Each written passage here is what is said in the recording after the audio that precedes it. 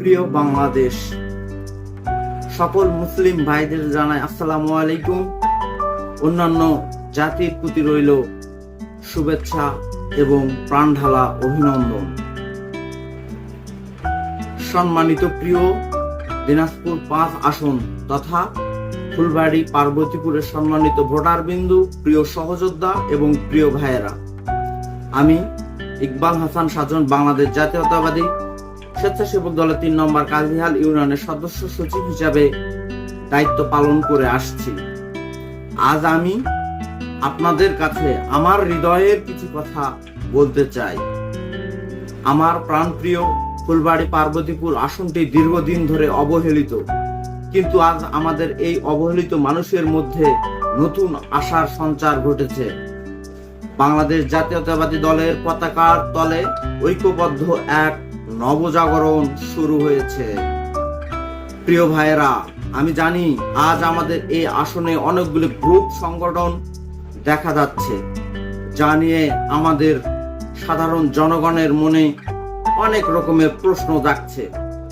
কেউ কেউ ভাবছে এত গ্রুপ কেন, কিন্তু আমি আপনাদের আশ্বস্ত করতে চাই এই গ্রুপগুলো বিভাদের নয়, বরং জাতীয়তাবাদী শক্তিকে আরো শক্তিশালী করবে এই গ্রুপগুলো।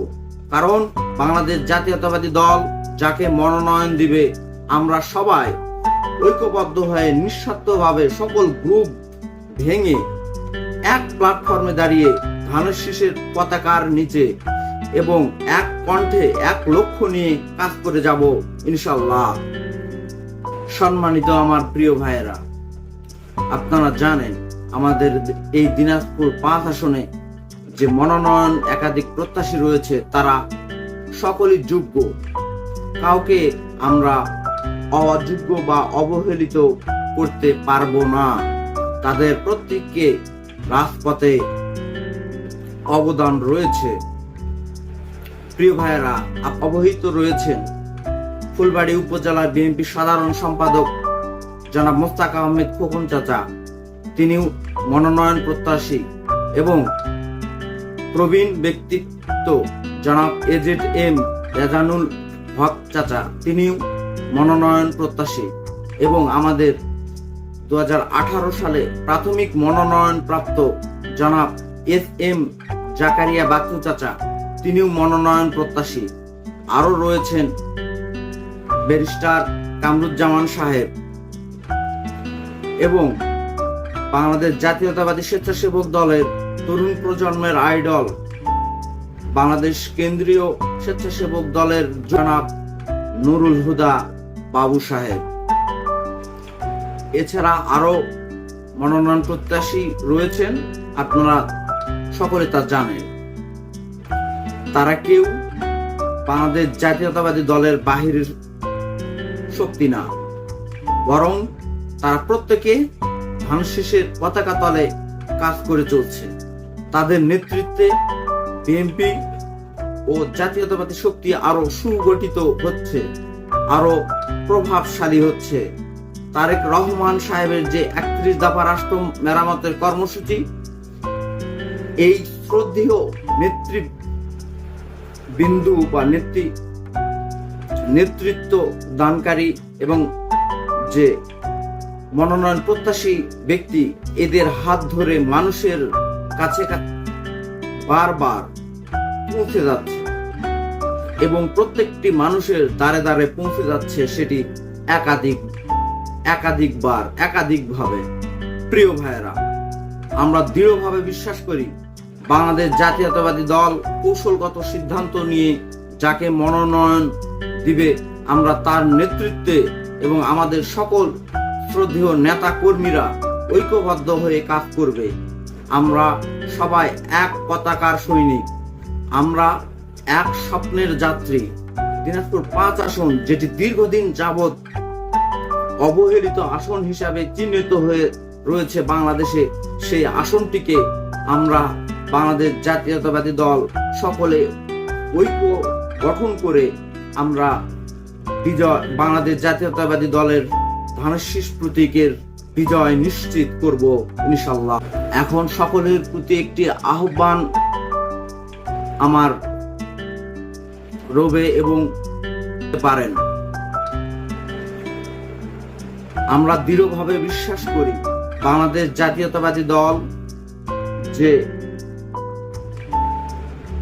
যে কৌশলে এগিয়ে চলছে এবং জনগণের কাছে যেভাবে পৌঁছে গেছে, দীর্ঘ 17 বছর নির্যাতন সহ্য করে যে ইমেজ তৈরি করেছে, এই ইমেজের মধ্যে থাকলে বাংলাদেশ জাতীয়তাবাদী দল সত্যিকারই বিজয় নিশ্চিত করে। এবং প্রিয় ভাইয়েরা, আমি যে শপথটির কথা বলতে চাই, চলুন সকল বিভেদ ভুলে ঐক্যের শপথ নেই।